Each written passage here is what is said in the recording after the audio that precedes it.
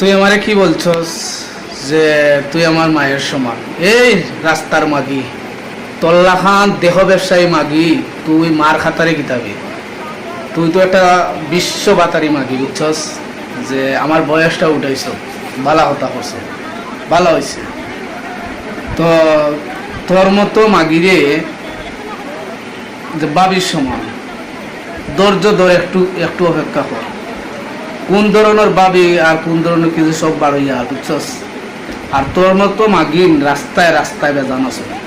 200 টাকা দিলে 100 টাকা দিলে তোর লাখান মাগিন তোরে দিনে 14 বারও করা যায়, বুঝছস?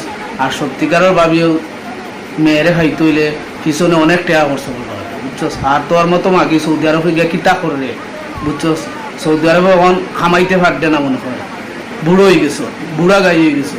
তখন আইয়া বিউ খামারে না, বিউ খামারে আইয়া তুললে স্কিন তুলিয়া বিউ খামারে নানি।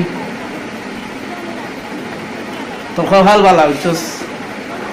তো সোশ্যাল মিডিয়ার মাঝে জামালা গরম করছো, যা করতে পারস কর, যা না চাইতে পারস না চা। হার দৌড় কতক্ষণ দেখা যাইব, বুঝছস? তখন আকাশে দিয়া পারছত না, বুঝছস? তুই এখন আমার পিছনে দি লাগছ। আচ্ছা, জাঙ্গালিয়া গ্রামের যে জমশেদ মিয়ার মেয়ে, তুই যেন এত কুলাঙ্গার হইবে আর এত ব্যবসায়ী বুঝছস? এত কুলাঙ্গার যে জন্ম নিছ, কয়েকটা ছেলের জীবন নষ্ট করছ। তুই আবার আমারও তার বড় ভাই বউ, এই তুই কোন কোন অধিকারে ফসবি?